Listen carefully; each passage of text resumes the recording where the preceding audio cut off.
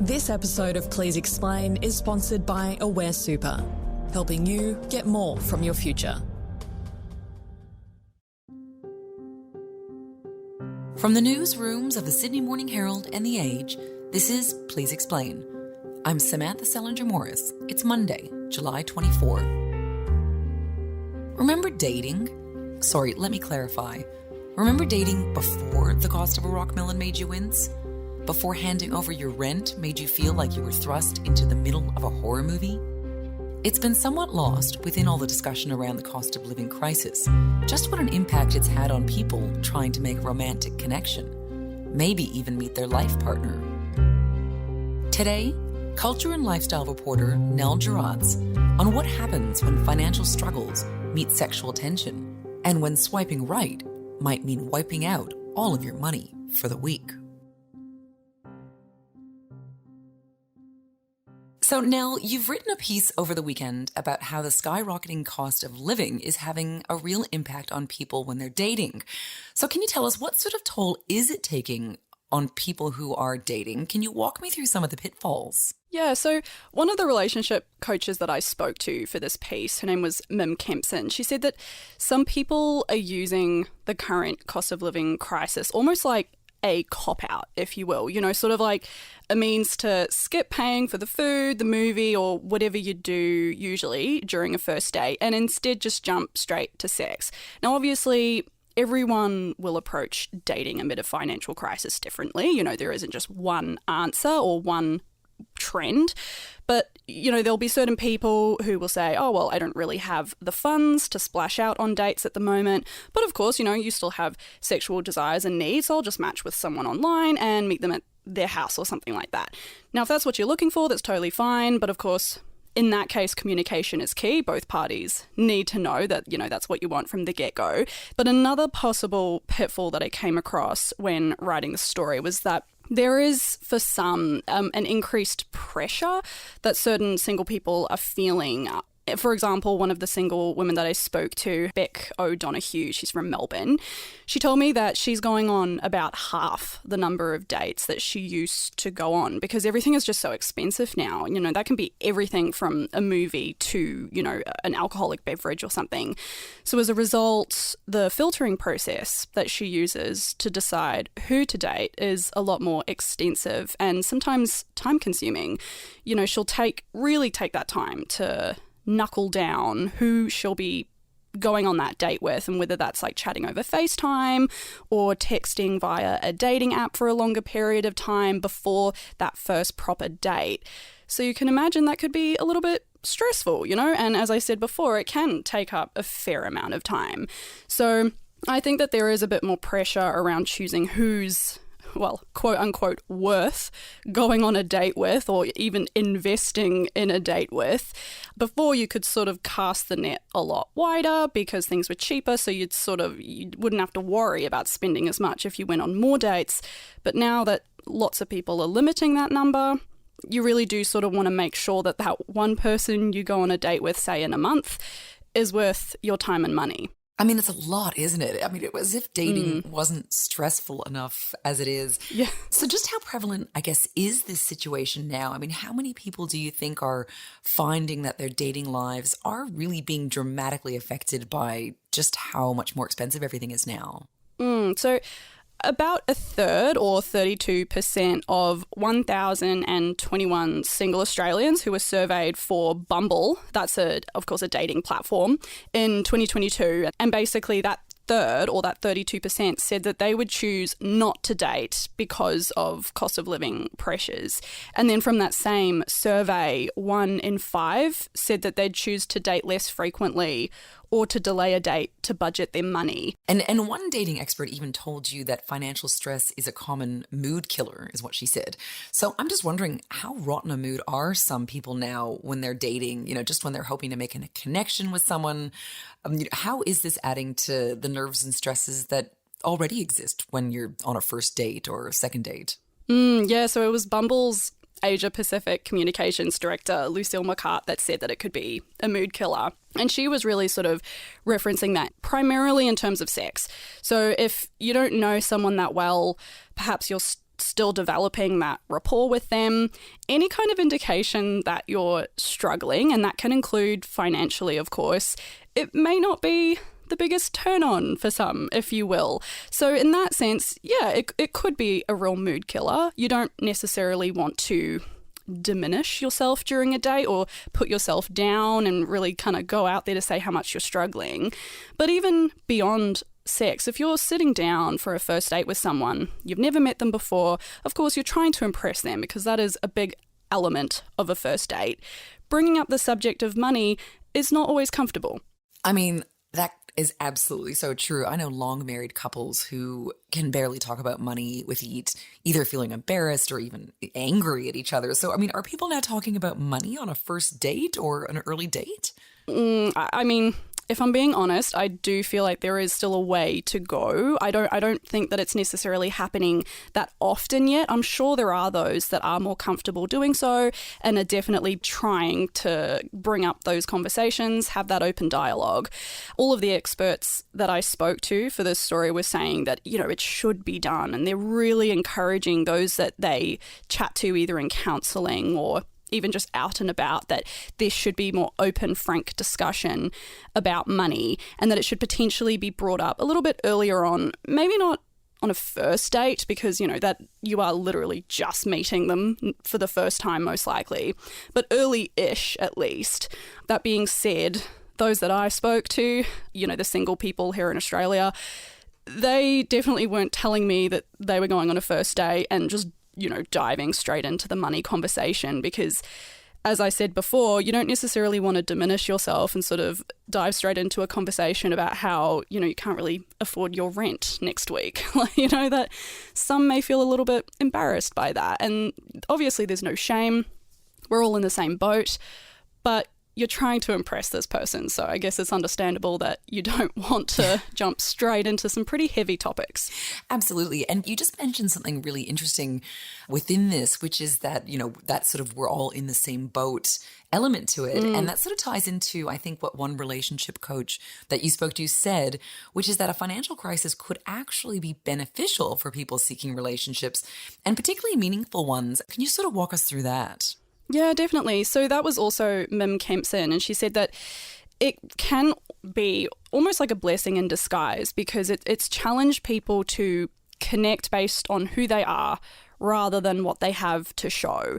So if you don't have any sort of grand gestures to distract the person you're dating with, then you're sort of in a way like put on the spot to showcase other more personal or intimate things like your communication skills or your personal values. So instead of that classic dinner and a movie date, which of course, at least while I was growing up, that was all the rage, you know, singles are suggesting more personalised, intimate ideas, and that could be a walk in the park, but it could also be like a trip to a farmer's market, going to a free art exhibit, even going to the beach, you know, just strolling around, making a sand castle in the sand, you know, something as simple as that. And someone that really sort of prescribed to that belief was Eddie Harb. So he's from Frankston, and I spoke to him for this story, and he said that he's definitely been trying to be more creative when planning dates because generally it also comes out cheaper as well. That's what encouraged him to try to be more creative when arranging these dates and not just immediately opting for a sit-down dinner. So his go-to was a walk around his neighbourhood with a cup of coffee.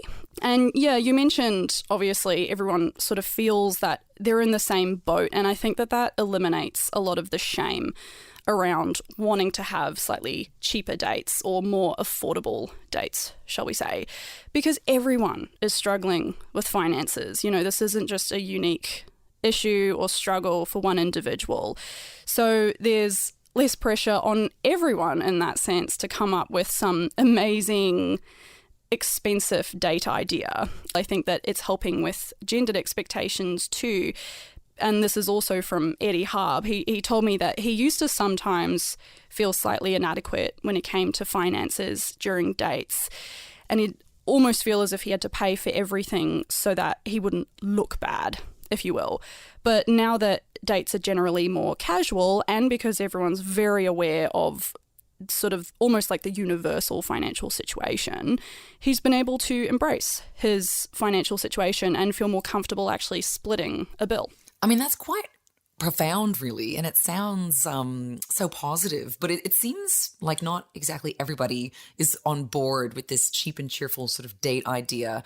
It sort of exploded over social media, in fact, over this past week, because there was a text message exchange between a man and a woman who connected on a dating app, and it went viral because the man had proposed that he take the woman on a date to have ice cream, and she completely shut him down, and it really divided opinions. So what happened there? Yeah, so this was pretty wild.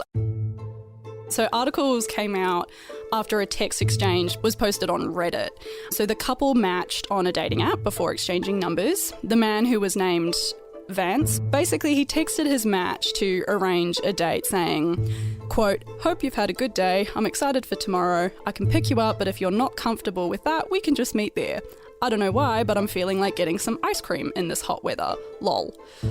So the woman then in question tested back, saying, "Sorry if this may come off as rude, but I don't do ice cream dates. I'm a 26-year-old woman, and a date like that seems like the absolute bare minimum for me." Ouch. But she wasn't finished, because she continued writing to him, "Meeting up would be a waste of both of our times, since we probably don't have the same vibe. Best wishes." So pretty brutal, I would say. Tons of people, as you said, were commenting on it online. And some of the comments, one user wrote, "I don't think anyone should go on a low-effort date. If a man takes me on a low-effort cheap date, he doesn't like me." And another said, an ice cream date as a first date in your 30s is effing crazy. But I forgot people are okay with bare minimum effort. So it's a very interesting debate online, and honestly, this did surprise me because it really sort of opposes or sort of pushes against a lot of the things that those that I interviewed for this story said, because many of them were quite positive about the casualization of dates and were very open about going on a date that was potentially free even, that doesn't even require paying for ice cream. So yeah, I thought that this was fascinating and very unexpected. Right. And it's interesting because when I saw that text and the proposed ice cream date, which I thought sounded actually really sweet, it reminded me of some of the worst dates that I ever went on, which, were not cheap. And they were sort of that traditional sort of fancy-ish dinner. And they were absolutely brutal. I remember one of my worst was this man that I went on a date with. He just casually remarked that I looked just like my best friend, except she was prettier. So no. That went down as about as well as you can imagine. So I guess this is the last question I wanted to ask you. Has that ever been your experience? Did you ever go on a sort of more traditional date where perhaps there was a bit more money being spent? And actually, it certainly didn't save it from being brutal. Yeah, I mean, look, I think most of us can share in some dates that were not exactly brilliant, shall we say.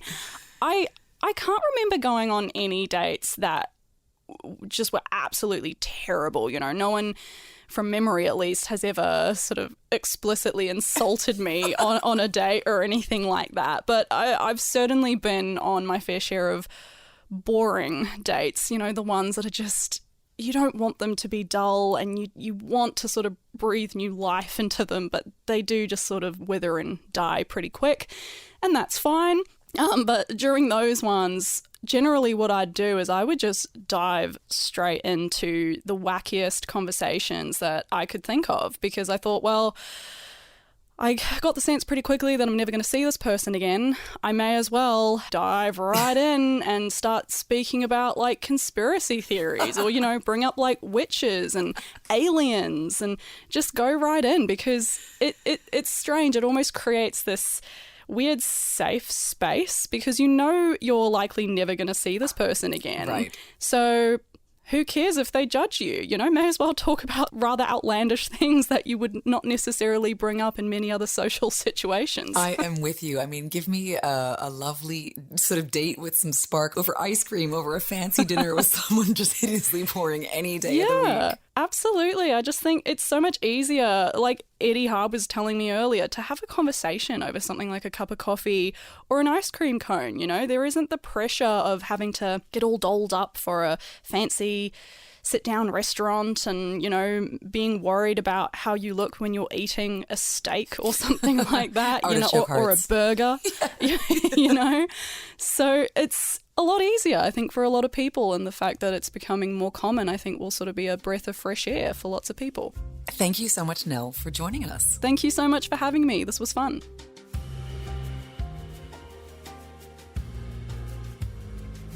Today's episode of Please Explain was produced by Julia Carr-Katzel. Our executive producer is Ruby Schwartz. Please Explain is a production of The Age and the Sydney Morning Herald. If you enjoy the show and want more of our journalism, subscribe to our newspapers today. It's the best way to support what we do. Search The Age or smh.com.au/subscribe. I'm Samantha Salinger-Morris. This is Please Explain. Thanks for listening.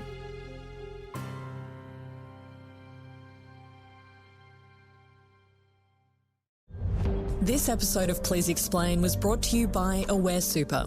With super advice and super returns, Aware Super is super helpful. For more information about Aware Super, including their PDS and TMD, visit aware.com.au.